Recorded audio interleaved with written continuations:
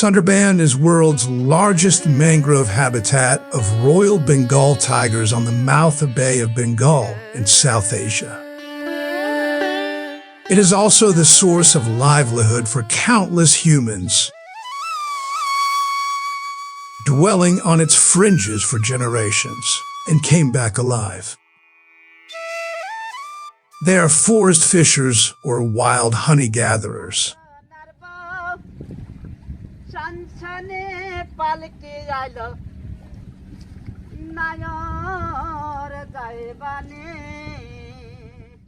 Rowing in these tangled jumbles to catch fish, crabs, and cut wood or look for beehives within tiger dens. But not all who enter the forest may be destined to return, as Sunderban tigers not only attack humans, but also hunt them for food. Villages surrounding the forest are replete with incidents of tiger attacks and human deaths. Villagers claim that more than 100 persons have died and many more injured by tigers during the last 5 years. Further, the Forest Department also restricts the entry of villagers within the forest.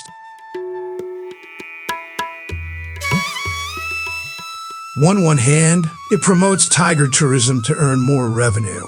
On the other hand, the forest communities get deprived of their livelihood. Let's listen to the adventure story of who was attacked by a Royal Bengal tiger in Sundarbans. 25 years ago, I went to the Sundarbans to cut wood. Due to poverty, I went to cut wood.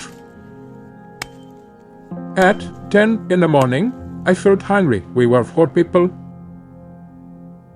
The other 3 were working, but I was getting hungry at 10.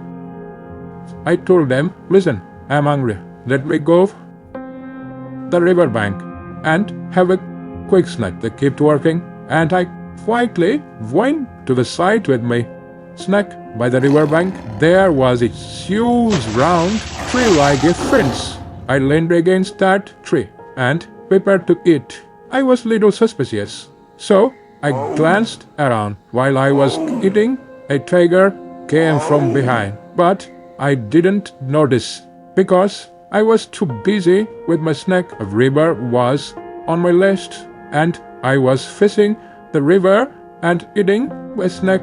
I was about to take a bite when suddenly I saw the tiger in front of me.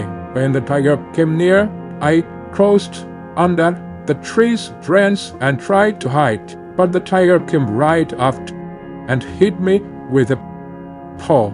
Look here, this is the scar from the paw. I still have this mark on my leg. Serious?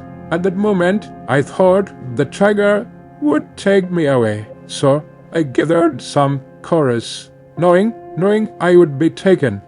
When the tiger opened his mouth, I quickly shoved my hand inside the grab its claw. As soon as I did that, the tiger bit my hand with the teeth on side of its mouth. This is the bite mark here. There was another bite on my wrist, but that was healed now, though the mark on my palm is still there. I is scared, but by the time my companions had climbed up the trees out of fear, they said later, let the tiger take him. But the tiger take him. If we come down, the tiger will take us too.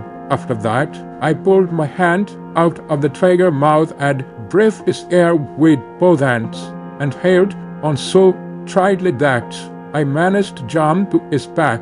While I was on his back, I was holding on tight, trying to make sure the tiger could not attack me. With my legs, I pressed down on the tiger's front legs, trying to keep it from hitting my stomach. The tiger threw me off, but I kept getting back on its back. At each time, it threw me off again. I prayed to Almighty Allah. I beat the tiger on its face. I beat so hard that the tiger felt the pain. My teeth got stuck in the tiger. I see, these 3 teeth are missing now. Dear viewers, I have these teeth preserved. The straight remained in the tiger. But the tiger left me after that. My left eye was twitching badly, and the right one felt like it happened. Puffed out, they couldn't see anything. Blood was pouring out of me, but by the grace of Allah, I wasn't still conscious. I was losing so much blood, and I felt an instant thirst. My throat had a hole in it from the tiger fall, and when they gave me water, it would come out through hole.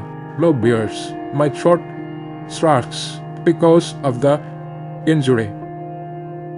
I thought some mold had entered my eyes, and that's why I couldn't see.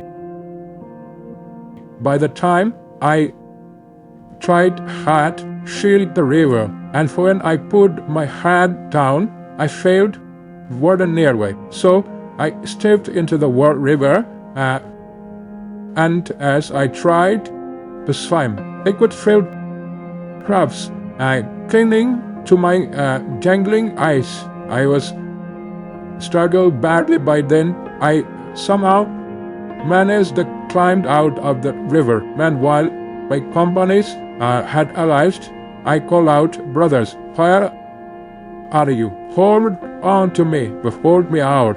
Saviors, my eyes, I have no sight. It's terrifying to look at. I walk around wearing glasses because I don't want to scare people. I have no nose, and one of my ears is completely torn off. See, this ear was ripped by the tiger's paw. Suddenly, a boat arrived with the tide, and they put me into the boat. They told that the tiger had attacked, and they were asked to take me to Mongla port. They took me to the Mongla port and I kept asking them to make sure the boat didn't capsize, because if it did, I wouldn't survive. Took me slowly to the port, and by that time, many people had gathered to see me, but I couldn't see them because I had lost my eyesight. My family, the father, the mother, my brothers, sisters, wife, children were all crying. Mongla had a small hospital at the time. They bandaged me off. The fiddler said, "Take it to a bigger hospital quickly, or you'll die." They took me to the hospital, but now I can work. I survived by begging.